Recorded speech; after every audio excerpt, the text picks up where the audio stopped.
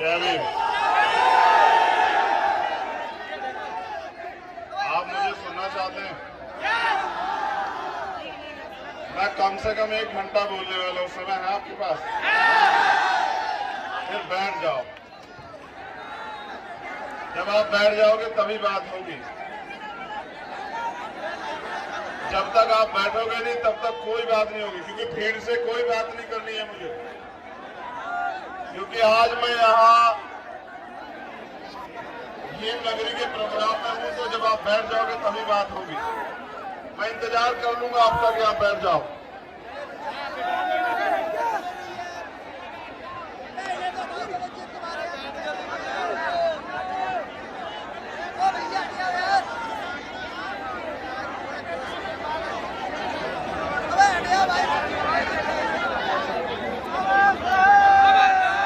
मंच पर उपस्थित धर्म प्रकाश भारती जी, हमारे प्रदेश के सम्मानित अध्यक्ष सुनील कुमार चित्तौड़ जी, हमारे राष्ट्रीय कोर कमेटी के मेंबर भाई सिकंदर बोध जी, मेरे साथ चल के आए पूर्व कैबिनेट मंत्री चौधरी महेंद्र सिंह जी, हमारी पार्टी के राष्ट्रीय कोर कमेटी के मेंबर भाई अमित कसाना जी, बहन श्वेता सिंह जी, विक्की आजाद जी, अनिल करदम जी, राम गोपाल जी, मुकेश ठेकेदार जी, भाई राजू अंसारी जी, अमजद कुरैशी जी, जिलाध्यक्ष भीम आर्मी ब्रजेश सिंह जी, भाई प्रदीप पिप्पल जी, गजेंद्र पिप्पल जी, राजेंद्र करदम जी, मैं आप सबका धन्यवाद करता हूं। सम्मानित मंच, यहां उपस्थित हमारे मिशनरी गायककार, हमारे धार्मिक पूजनीय भंते जी, यहां मंच के सामने उपस्थित मेरी माताएं बहनें, नौजवान साथी, सम्मानित बुजुर्ग, और इस मंच पर जिनके नाम मैं नहीं ले पाया वो सभी वरिष्ठ साथी जो इस मंच को सुशोभित कर रहे हैं, हमारे वॉलंटियर फोर्स के साथी, उनकी पूरी टीम। मेरा बड़ा मन था भीम नगरी के आयोजन में आने के लिए। पिछली बार आना चाहता था, हादसा हुआ, एक बड़ी दुर्घटना हुई, आगे के प्रोग्राम कैंसिल करने पड़े। मैं भी आया मगर प्रोग्राम में शामिल होने के लिए नहीं। जिन सीनियर साथियों को चोट लगी थी, जो हॉस्पिटल में थे, उनसे मिलने के लिए, उनके हालचाल जानने के लिए और प्रार्थना करने के लिए कि वो जल्दी स्वस्थ हो जाए। इस बार जब मुझे आयोजक कमेटी द्वारा चीफ गेस्ट बुलाया गया तो मेरी दिली इच्छा थी, मैंने चित्तौड़ साहब से कहा कि मैं जरूर आऊंगा। और क्योंकि ये हमारी राजधानी भी है आगरा, तो मेरा मन ये था कि मैं आज अपने परिवार के सामने, क्योंकि क्या पता मीडिया से आपने मेरे बारे में क्या सुना, मेरी इच्छा थी कि इस मंच के सामने मैं अपने परिवार के सामने, क्योंकि बहुत कम मौके होते हैं जब आप परिवार के बीच होते हैं।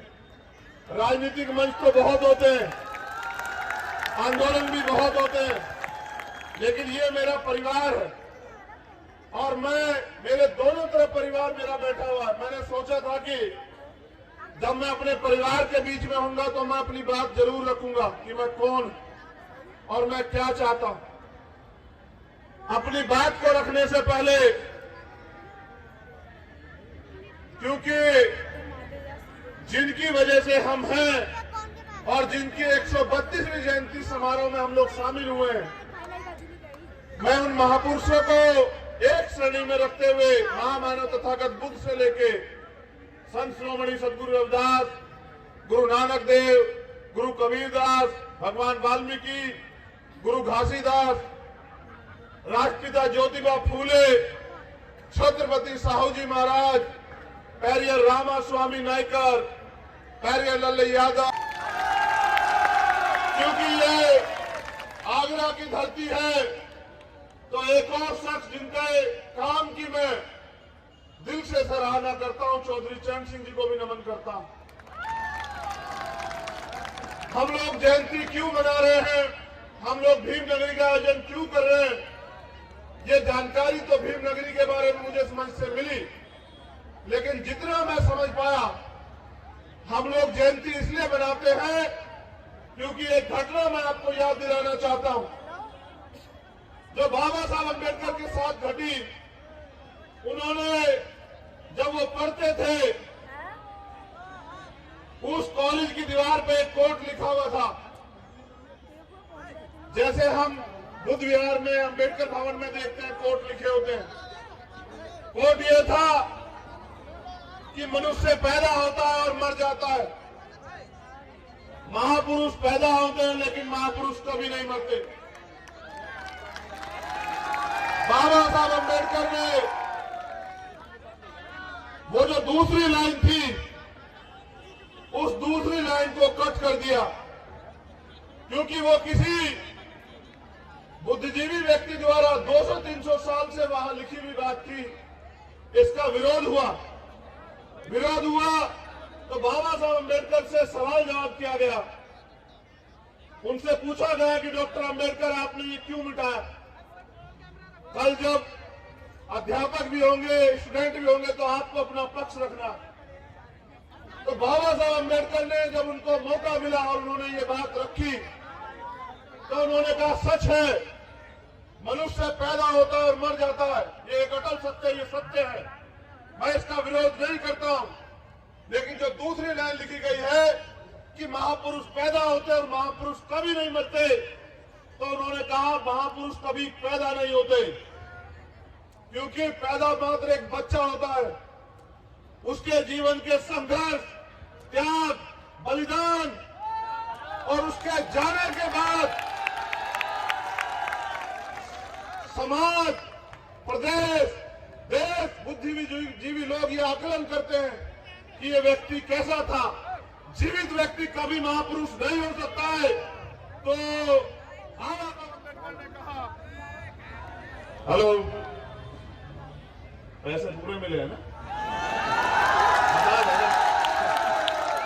ये राजधानी वालों ने इनको पैसों। मैं अपने परिवार से कहता हूं, सुनो, 75 साल से ताली बजा रहे हो मेरे लोगों और नारे भी लगा रहे हो। हालत बताऊंगा तो रोते हुए जाओगे यहां से। इसलिए कहना चाहता हूं, तुम्हारे कंधों में बहुत बड़ी जिम्मेदारी है, मुझे सुनने के बाद आकलन करना। तो बाबा साहब ने कहा कि पैदा तो मात्र एक बच्चा होता है, उसके जीवन के संघर्ष के पल, त्याग, बलिदान और उसके बाद, उसके जाने के बाद आकलन करके समाज तय करता है कि महापुरुष था या नहीं था। तो इसलिए क्योंकि महापुरुष पैदा नहीं होते और उन्होंने कहा कि महापुरुष भी मर जाते हैं अगर उनकी विचारधारा का प्रचार प्रसार ना हो। सही मायने में बाबा साहब अम्बेडकर ने यह भी कहा कि जो कौम अपना इतिहास नहीं जानती, वो कभी अपने भविष्य का निर्माण नहीं कर सकती है। तो हम जयंती इसलिए मनाते हैं कि जो जागे हुए लोग हैं वो जागे हुए रहे, और जो नहीं जागे हुए लोग हैं वो भी जाग जाए, और जो हमारी नई पीढ़ी होश संभाल रही है, जो हमारी नई पीढ़ी मैदान में आने वाली है, उनको अपना इतिहास और अपने महापुरुषों का संघर्ष याद रहे। उनको याद रहे कि इस देश में उन्हें एक भी अधिकार मांगने से नहीं मिला है। उन्हें याद रहे कि अगर उनका जीवन सुनहरा हुआ है तो ये बाबा साहब अम्बेडकर की देन है। इसलिए उन्हें याद रहे कि हम लोग जयंती क्यों मना रहे हैं। सम्मानित आगरा के मेरे जिम्मेदार साथियों, जब मैं पिछली बार आया 14 अप्रैल के आयोजन में शामिल होने में, विश्वास से कह रहा हूं, मैंने झूठ बोलना नहीं सीखा। जब मैं उस आयोजन से गया तो मैंने आकलन किया कि पूरे दिन हुआ क्या है।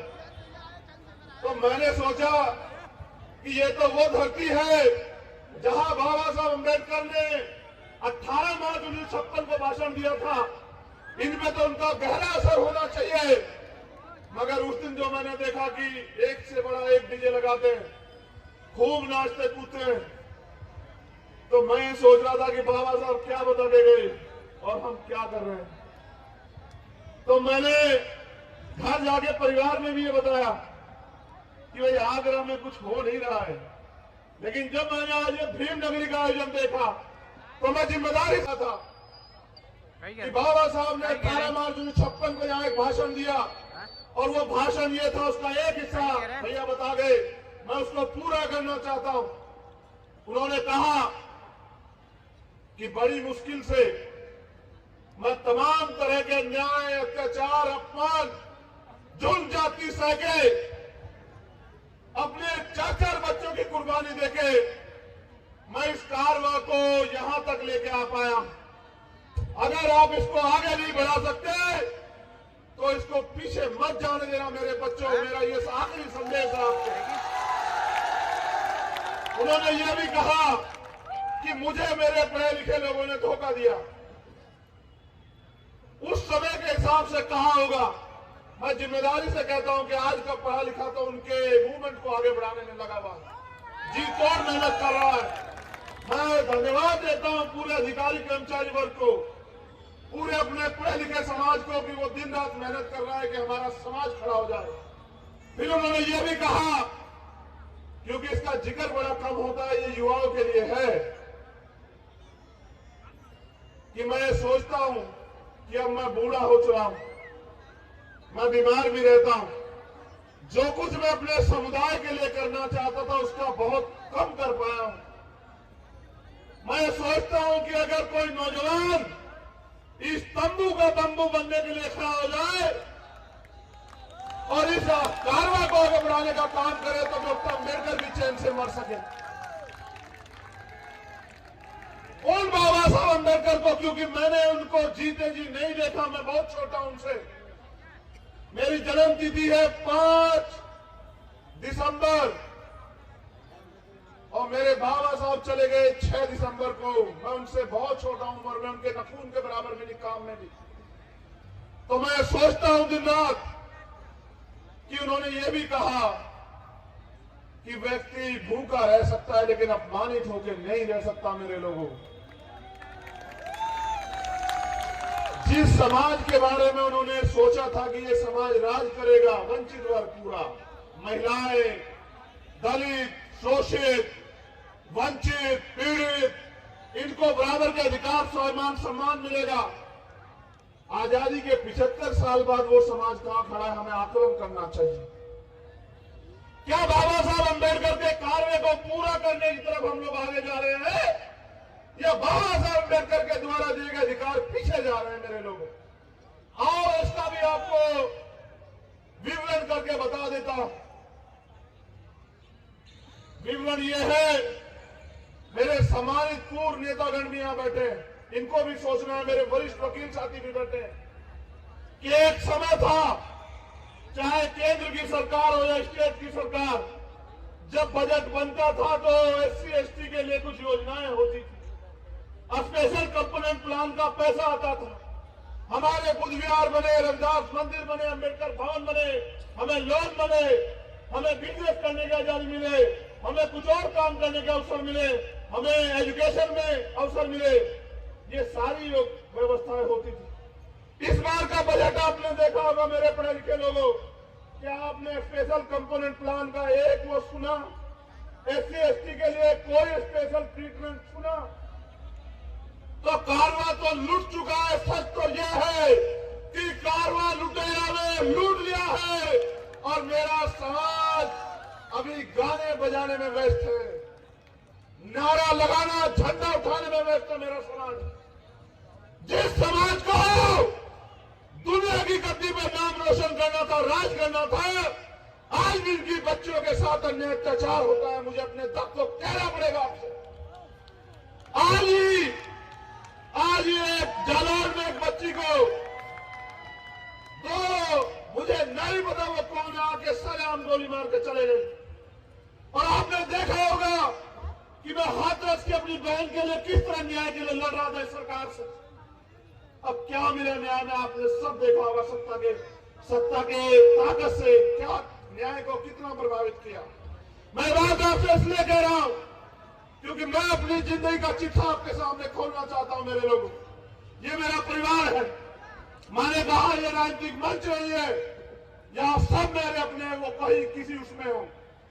मैं आपको ये बताना चाहता हूं कि मेरा गांव है छुटमलपुर, उत्तराखंड यूपी बॉर्डर पे, बिल्कुल बॉर्डर के करीब। अब वो कस्बा हुआ, अब से पहले गांव था। मेरे पिताजी प्राइमरी स्कूल में हेडमास्टर थे। बाबा साहब अम्बेडकर के दिए आरक्षण की वजह से नौकरी लगे तो मुझे पूरी बचपन से लेके जब तक मेरे साथ रहे मुझसे कहते रहे कि पढ़ाई कर लो, पढ़ाई कर लो। हम 6 बहन भाई हैं, 6 के 6 को पढ़ाने लिखाने का काम किया। और क्योंकि 6 बच्चों को पालना कोई आसान काम नहीं है, मैं जानता हूं कि मेरे पिता ने मुझे जूता खरीदवाया, मुझे, मेरे भाई को, और अपने आप टूटी चप्पल से नौकरी की। मेरे पिताजी 40 किलोमीटर साइकिल चला के जाते थे कि हमारे पेट में रोटी आ सके। मेरी मां पशु पालती थी, आज भी हमारे लोग पालते हैं गांव देहात में। खेत से जाके घास लाती थी। मैं जब स्कूल से आता तो खेत पे जाता, घास की गठरी उठा के लाता, फिर उसको मशीन में काटता। मेरी मां उसे, उस दूध को बेच के हमारे लिए खर्चा जुटाती। मैंने गरीबी देखी, धीरे धीरे बड़े होते गए। एक समय आया, मेरे पिताजी ने मुझसे कहा कि तुम्हें पढ़ने के लिए विदेश जाना है, तुमने वकालत कर ली है। वकालत से जुड़ा भी उनका एक किस्सा है। उन्होंने केस लड़ा एक, और 15 साल केस लड़ने के बाद जज साहब ने कहा कि फैसला कर लो मास्टर जी। तो उन्होंने कहा जी फैसला करा दो साहब। तो उन्होंने कहा 5,000 रुपए में फैसला कर लो। मेरे पिताजी के 25,000 रुपए किसी को उधार थे, वो बेईमान हो गया। तो मेरे पिताजी ने कहा जज साहब मैं तो इससे ज्यादा पैसे तारीखों में लगा बैठा हूं।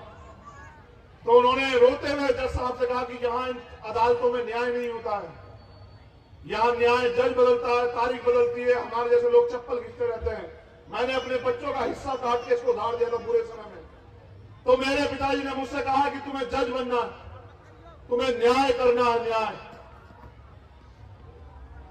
इसलिए मैंने लॉ की।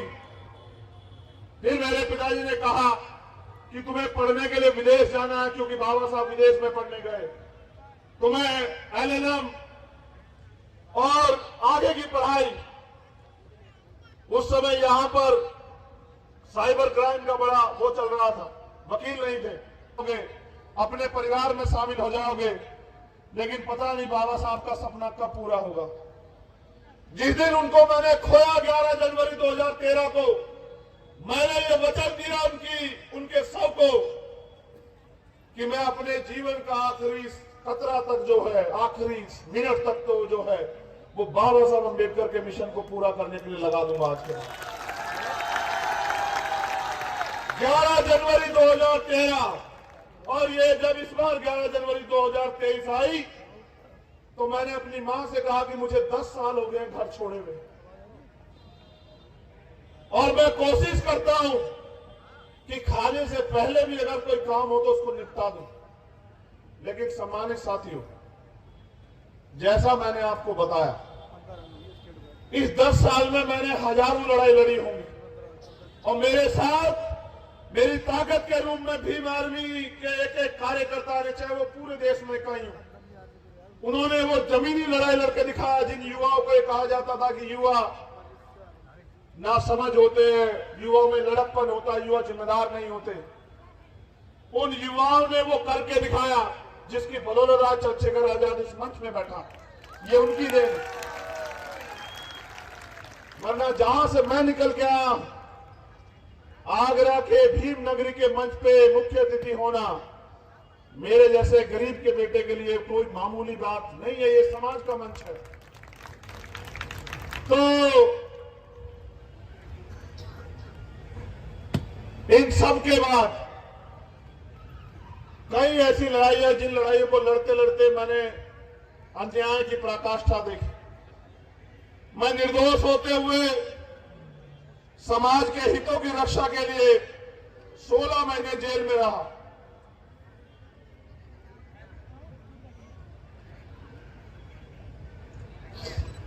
जब मुझसे एक वकील मिलने आया दिल्ली का जेल में,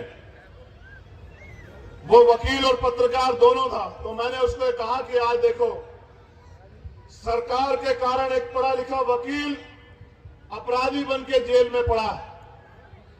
वो 16 महीने 6x10 की एक काल कोठरी, जिसको तनाई चक्की कहते हैं, और मेरे ऊपर मुकदमा लगाया NSA, नेशनल सिक्योरिटी एक्ट, राष्ट्रद्रोह का, कि मैंने राष्ट्र के खिलाफ कोई साजिश की है, राष्ट्र को कमजोर करने की, राष्ट्र की एकता को खंडित करने की। और मेरी साजिश ये थी कि बस मैं अपने लोगों की रक्षा कर रहा था, उन सामंतियों से जो आज भी हमारे लोगों को कीड़े मकोड़ों से ज्यादा नहीं समझते हैं, उनसे जो अन्याय अत्याचार करते हैं और सत्ता के संरक्षण में फिर घर में चैन से पड़ के सोते हैं। हर रात मैं ये सोच के कांपता था कि जब मैं बाहर जाऊंगा तो कोशिश करूंगा अपने जैसे हजारों लोग तैयार कर सकूं और अन्याय पे इस आधारित व्यवस्था को कुचल सकूं, डायनामाइट लगा के उड़ा दूं कि मेरे किसी और भाई के साथ ऐसा अन्याय ना हो। क्योंकि जब आप जेल जाते हैं, आप अकेले नहीं सहते हैं, आपका परिवार सहता है, आपके दोस्त सहते हैं, रिश्तेदार सहते हैं, आपका समाज सहता है। जब 2 अप्रैल का आंदोलन हुआ, मैंने 8 दिन भूख हड़ताल की। मैंने पढ़ा था कि यहां गांधी जी के तरीके से भी जीता जा सकता है। 8 दिन की भूख हड़ताल के बाद 14 अप्रैल का दिन था। मेरे बड़े भाई देहरादून से चल के आए, उन्होंने मुझे बस एक बात समझाई। उन्होंने कहा सरकार भी चाहती है चंद्रशेखर मर जाए, क्योंकि तुम उनकी आंखों के कांटे हो और तुम भी भूख से मरना चाहते हो। अगर वो तुम्हें मारे तो वो अपराधी होंगे, उन्हें सजा होगी। अगर तुम खुद मर जाते हो तो उनका तो काम आसान हो जाएगा। बताओ किसका नुकसान होगा। ये बात मेरी समझ में आई कि यहां गांधी जी के हिसाब से नहीं जीता जा सकता है। मैंने उस दिन के बाद कभी जीवन में भूख हड़ताल नहीं की। मैंने उसी दिन भूख हड़ताल तोड़ दी। मैंने तय किया कि सत्ता में वो शक्ति है कि एक निर्दोष आदमी को 16 महीने बंद कर दे और एक दोषी को रेप, हत्या के हत्यारों को, बलात्कारियों को छोड़ दे, सरकार रिहा कर दे। और उस दिन मेरे दिमाग में बात बैठी कि बाबा साहब अम्बेडकर ने क्यों कहा था पोटी तो मास्टर की, कि राजनीतिक सत्ता वो चाबी है जो आपके सारे परेशानियों के हल खोल सकती है। और उन्होंने यह भी कहा कि राजनीति में हिस्सेदारी न करने का सबसे बड़ा दंड यह है कि अयोग्य लोग आपके ऊपर शासन करते हैं। ऐ मेरे बहुजन समाज के लोगों, 85% आबादी होने के बाद आपको सारी सरकारों से मांगना पड़ता है कि कुछ दे दो। नौजवान रोजगार मांग रहा है, माता बहनें सुरक्षा सशक्तिकरण मांग रही हैं, किसान फसल के दाम मांग रहा है, मजदूर न्यूनतम वेतन मांग रहा है, समाज भाईचारा मांग रहा है। ये सारी शक्ति सत्ता में निहित है। अधिकारी कर्मचारी प्रमोशन में रिजर्वेशन मांग रहा है, अधिकारी कर्मचारी भत्ता मांग रहा है, अधिकारी कर्मचारी ओल्ड पेंशन मांग रहा है। हर कोई सत्ता के आगे नतमस्तक होकर मांग रहा है। लेकिन आप ये भूल जाते हो कि यहां जो भी सरकार बनती है उसको वोट देके आप लोग बनाते हो, क्योंकि जिनकी सरकार आज है उनके पास वोट बैंक नहीं है। वोट बैंक तो हमारे पास है। हमारे लोग उनको वोट करते हैं, तब जाके वो लोग राज सत्ता में आते हैं और वो राज सत्ता में आके हमारे अधिकारों को कुचलने का काम करते हैं। सम्मानित मेरे परिवार के लोगों, मेरा दोष इतना है कि मेरे पिता का नाम किसी मंत्री के साथ नहीं जुड़ा हुआ है, मेरी मां का नाम किसी मंत्री के साथ नहीं जुड़ा हुआ है, वरना मेरी काबिलियत पे कोई शक नहीं होता समाज को, क्योंकि राजा के बेटे को यहाँ राजा मान लेता है समाज। अगर एक गरीब का बेटा मेहनत करके खड़ा होकर आता है तो उसको बहुत लड़ाई लड़नी पड़ती है। आपने कभी मुझे घुटने देखते नहीं देखा होगा इतिहास गवाए। और मैं पूरी जिम्मेदारी से कह रहा हूं परिवार के आगे, मेरी माँ बहने यहाँ मेरी सबसे पहली लड़ाई ये है कि भारत में रहने वाली एक भी महिला के साथ अन्याय अत्याचार ना, उसको बराबरी का सम्मान और सशक्तिकरण मिले।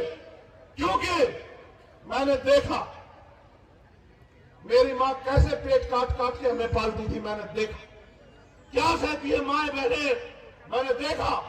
आज भी समाज में गैर बराबरी है, बेटों को अलग से ट्रीटमेंट दिया जाता है, बेटियों को सिर्फ इसलिए पढ़ाया जाता है कि ये बता सके कि ये इतनी पढ़ी हुई है शादी के समय। कभी यह नहीं सोचा जाता कि बेटे से ज्यादा बेटी को भी अगर हम लोग या बेटे के बराबर ईमानदारी से अवसर दे तो हो सकता है इस देश में जब संभावित कुर्सियों पे महिलाएं बैठ जाए तो वो अपने आप अपनी रक्षा सुरक्षा और अपने लिए अवसर तैयार कर लें। ये कभी नहीं सोचता समाज। तो मेरी जिम्मेदारी ये है, नेतृत्वकर्ता होने के नाते मैं संदेश के तौर पर आपसे कहना चाहता हूं कि अपनी बेटियों को भी बेटों की तरह आगे बढ़ने का, सम्मान से जीने का, स्वाभिमान के साथ जीने का ये बल आप तैयार करें, पैदा करें, उनको अवसर दें। आज तो बड़े पैमाने पर हमारे लोग यहां करने लगे हैं, लेकिन जहां नहीं करते हैं वहां भी हमें करना। एनसीआरबी का डाटा उठा के देखिए, वकील साथी बैठे, 56,000 से ज्यादा एक साल में महिलाओं के साथ अन्याय की घटना होती है। ये 56,000 में 98% वंचित वर्ग की बच्चे, आप चेक करा के देख लो अगर मेरी बात गलत हो। मैं पूछना चाहता हूं, जब सब जगह समानता है तो फिर ये 98% बहुजन समाज की महिलाएं बच्चे अन्याय का शिकार क्यों? और अगर देश में प्रदेश में राम राज्य है, हेलो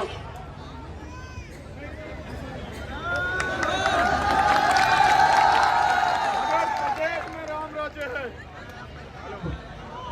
हेलो सरकार का प्रभाव है थोड़ा सा,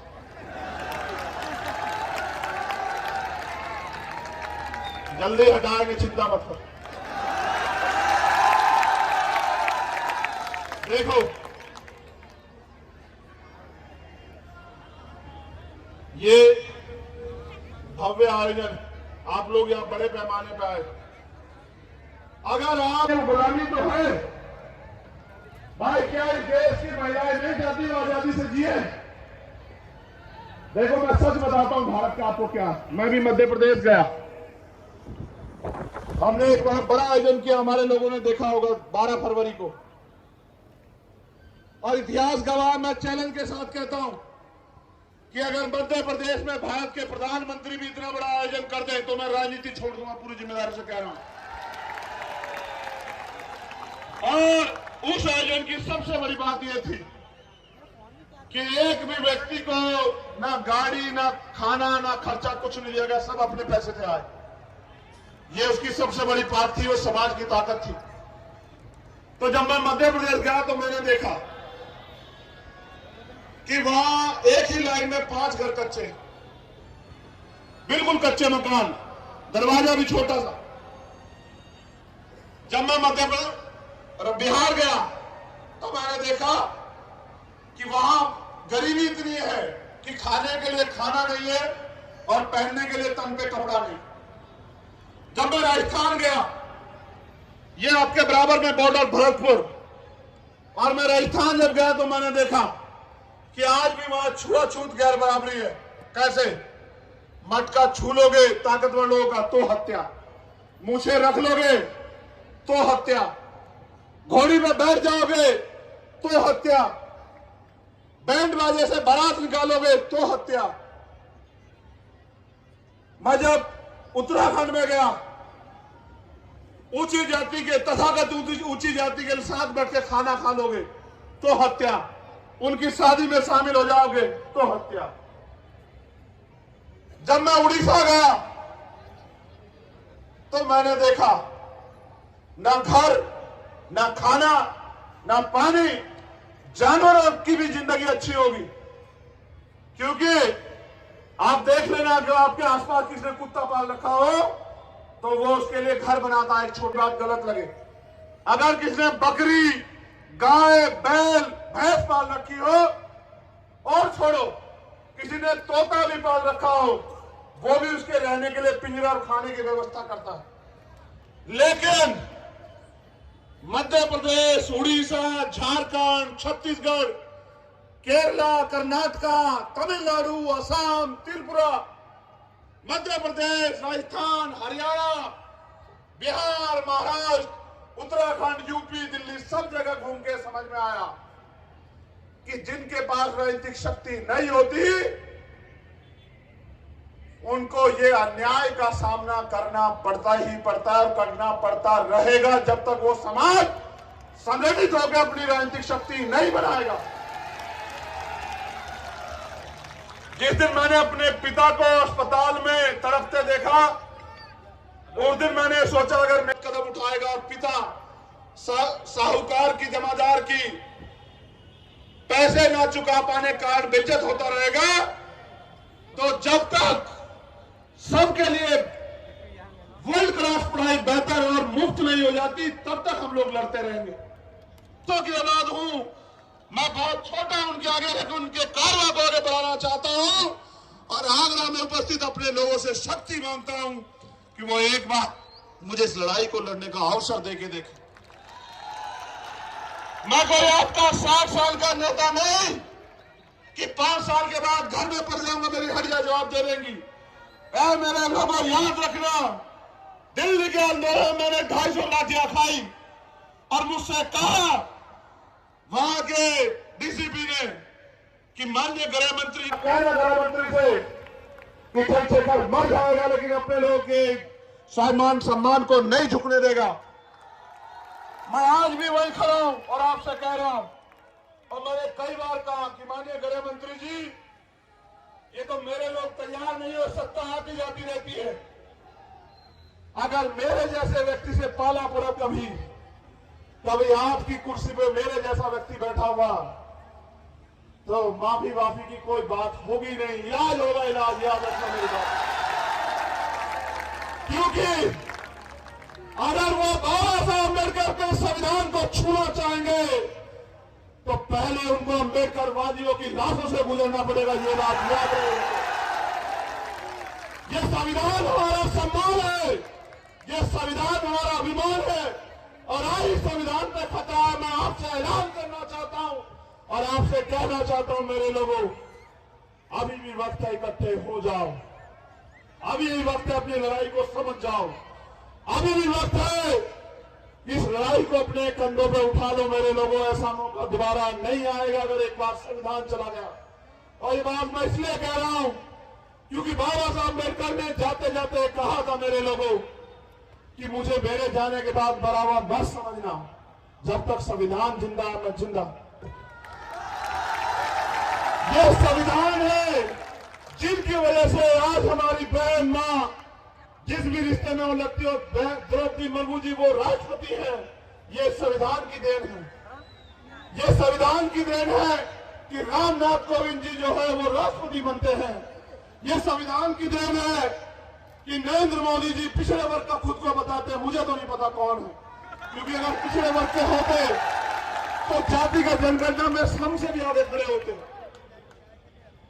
तो माननीय नरेंद्र मोदी जी देश के यशस्वी प्रधानमंत्री हैं, वो अगर पिछड़े भी हैं तो इस संविधान की वजह से प्रधानमंत्री हैं। और अगर आज मैं यहां इस मंच पे खड़ा हूं, ये संविधान की देन। अगर मैं इस मंच पे बैठा हूं तो ये बाबा साहब अम्बेडकर और मान्यवर काशी राम साहब की देन,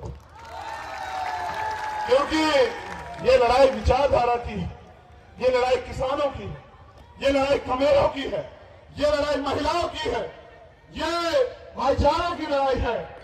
और मैं ये भी कहना चाहता हूं अपने परिवार से इजाजत लेके इस मंच के माध्यम से कि देश के अल्पसंख्यक समाज से कहना चाहता हूं, ईसाई, सिख, बौद्ध, मुसलमान, जब तक अम्बेडकरवादी जिंदा है डरना मत मेरे भाइयों। ये आदमी खड़ा दिखाई देगा वो चंद्रशेखर आजाद होगा, इस बात को याद रखना। बहुत बहुत धन्यवाद। पूरे भीमा नगरी आयोजक कमेटी के सभी साथियों का धन्यवाद करता हूं और सबसे ज्यादा धन्यवाद करता हूं अपनी माओ बहनों का। इसलिए धन्यवाद करता हूं, ना वो हल्ला मचाती, ना नारा लगाती, बस अपने भाई को देखती सुनती रहती और अपना आशीर्वाद प्यार भेंट करती रहती है और मन ही मन मुस्कुरा मुस्कुरा कहती रहती है। जिन जो भाई मानती है वो कहती है कि मेरा भाई एक दिन आगे बढ़ के हमारी रक्षा और सुरक्षा करेगा, और जो बेटा मानती है वो कहती है एक दिन मेरा बेटा दादा साहब अम्बेडकर के कारवा को मंजिल तक पहुंचाएगा।